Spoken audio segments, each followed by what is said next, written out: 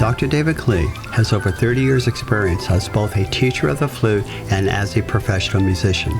He has performed in all kinds of musical organizations, ranging from classical orchestras to heading his own jazz group, the Jazz Express. With these Pro Minute video series, Dr. Klee will share some of his secrets with you on how to become a better flutist. Hello, my name is Dr. David Klee, and welcome to another Pro Minute video. Today we're going to take a look at the Bourrée and Menuet by Mr. George Frederick Handel. This can be found in your Soloist Folio by Rubank. So at the beginning, if we look at it, we notice that it's marked in cut time. But with younger students, you could probably do it in a moderate 4.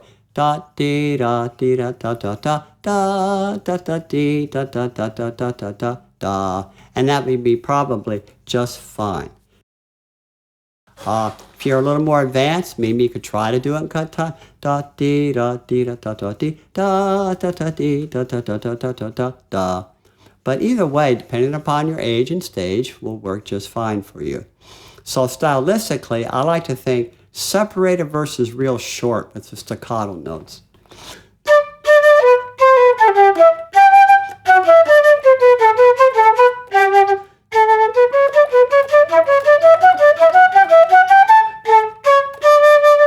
Okay, so what am I doing through all that? So ta ti la ta ta ta ta ta ka ti ta ka ta ka ta ka ta ta. And you notice on measure 4 that half note's got a little weight on it, just like measure 2. It's got an accent. So I put a little weight on ya da, just a little more breath weight, a little more support to it. And then going into measure 5, what do we have? It instantly gets soft. And then for 3 measures, there you're going to crescendo.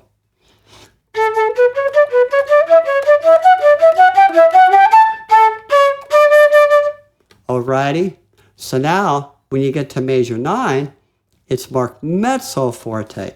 Now typically with younger musicians, I've judged solo and ensemble for 40 years, and I can guarantee you I hear this all the time. Depending upon the dynamic marking, they articulate differently. If it's soft, they tend to articulate very, very legato or no articulation at all. If it's very loud, they tend to articulate much easier. Well, it's because it is that way. It's harder to articulate when you play softer. But what helps though, what really helps that a lot of times, when you play softer, there's less air in your mouth. When there's less air in your mouth, the teeth tend to want to close up, and that makes it harder to articulate and play with a clear sound. So, for instance, in measure 5, when it's marked mezzo piano, that's my little flag going, open your teeth, and I can play very soft, but still clear. I can play very clear, even that soft, because my teeth are them. I mean, it's a little pinkies with.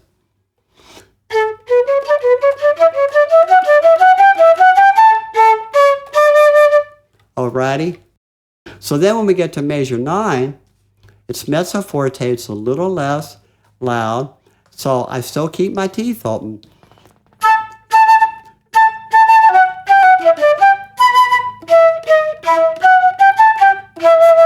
And if you notice on measure 12, add a little more weight again, like measure 10, those half notes, ya, da, just a little bit of weight. And then on beat 4, it's soft again.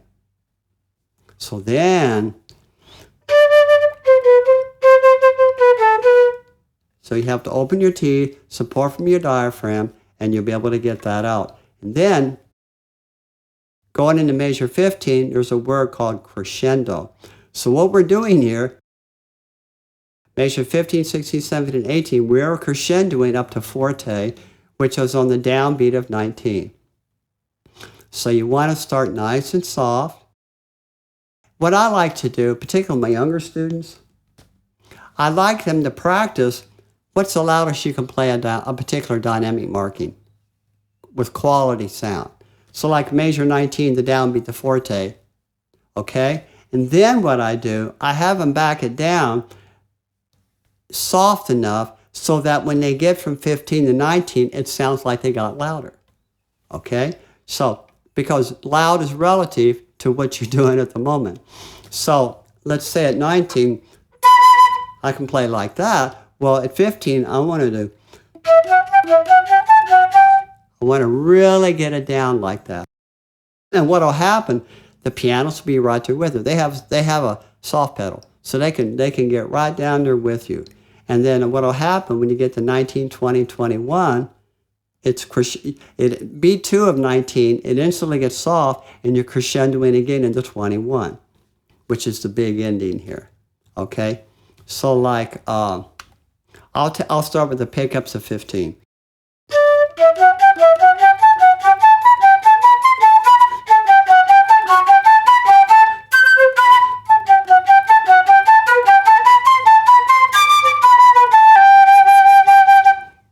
Alrighty, pardon my squeaking. So anyway, that'll get you into that section. Then it would repeat back to 9, do all the same things. Now, the second time through, when you get to 21, 22, what you want to do there, we want to make it like a semi-ending, not the ending, but like a semi-ending. So what I would do there, I'd make it a little stronger, and I would slow it down just a hair.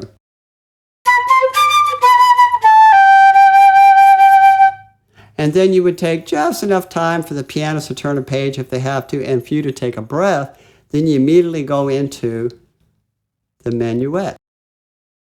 Now the minuet should be da da ba da dee da ba da, about like that. So I'll play just a little bit of it.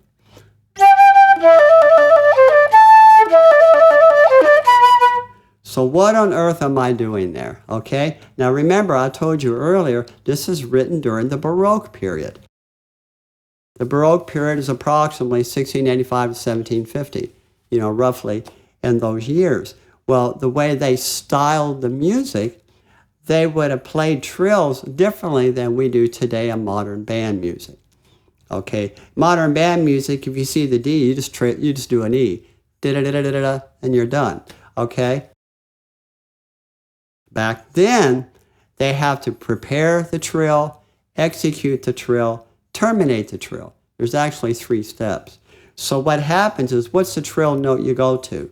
E natural, right?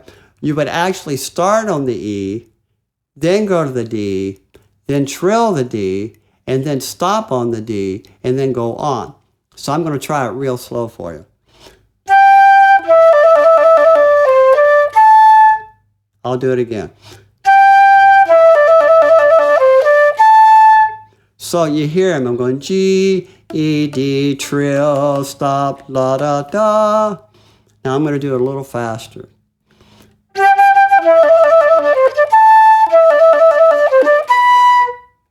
And that's how you do Baroque trills. What you'll have to do, you'll have to practice it slowly. I'd even take it out of context to the speed you're playing it right now. Every day you practice it, I would just start off playing all the trill measures. I would just do them, all the trill measures. Just practice them slowly until they become automatic. Once they become automatic, you can slowly speed them up and then incorporate that into your piece of music. So measures 1 and 2, it's the same trill. Alrighty? When you get to measure 5, different note. So you would trill to what? G to A natural. Well, what you're going to do, you're going to start on the A natural, go to the G, trill the G, and then do the F sharp G 16th notes.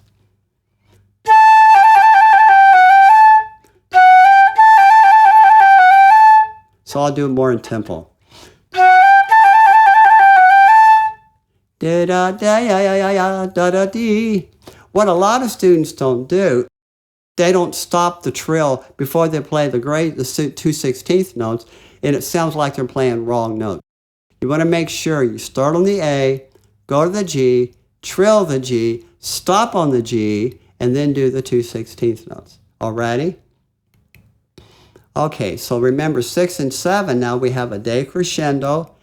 We have a crescendo, decrescendo. So going into measure 6, you're crescendoing, let's say from 5 and 6 you're crescendoing, and then 7 and 8 you're decrescendoing.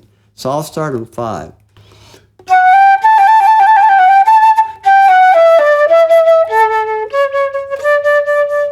and then you would play, you would do a decrescendo. Now, you would take the repeat, but then when you get to measure 9, that's something new. Like, okay, couple ways to do these. I've heard them done both ways, but the way I would approach this, I would do the D grace note on the B. Da, dee, ya, da, dee, da, da, da, da, dee, ya. I would do it like that.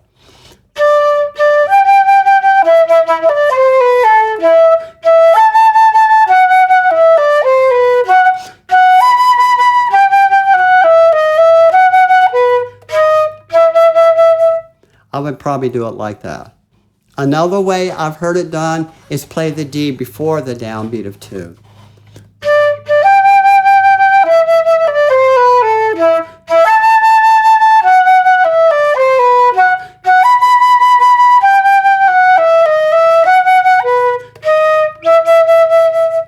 Alrighty. Now, measure 16, you have a decrescendo because we're going back to piano. And then now the hardest thing here, for 2 measures, you're playing soft, so you want to open your teeth. You want to open your teeth. So it's 17.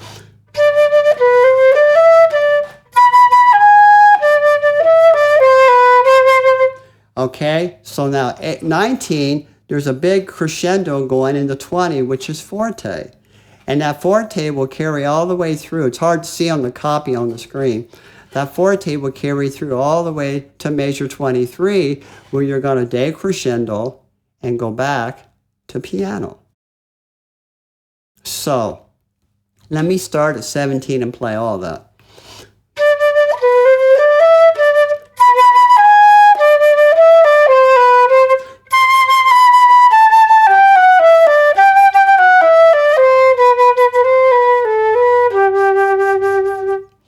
Alrighty, and then that would repeat back to measure 9, and then you would just do the same thing again. Now, like the BOURREE on the Menuet, when you get to 23, 24 the second time, I would make it much more grand, and I probably wouldn't get as soft. I might even only come down to a mezzo forte. So I'm going to start pickups in the 21.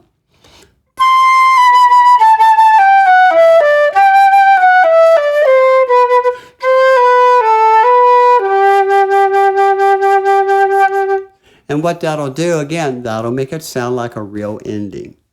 So, going back to the BOURREE now, remember, you could do it in a moderate 4 or slow 2. Da, dee, da, dee, da, da, da, dee, da, da, da, dee, da, da, da, da, da, da, da, da. Don't forget your dynamic markings. Very important. And when you got to play soft, make sure to open your T's, particularly going into measure 5. Don't forget the crescendo, measure 15, 16, 17.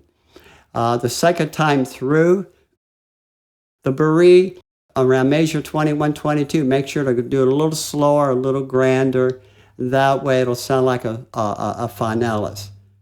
Okay, and then just after, for a moment later, then you go right into the Menuet. Ya, da, da, da, dee, da. And because it's soft again, you want to open your teeth.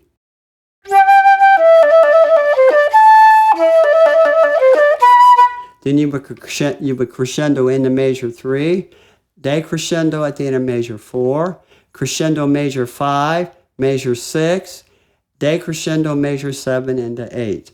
And all this is breathing life into the music.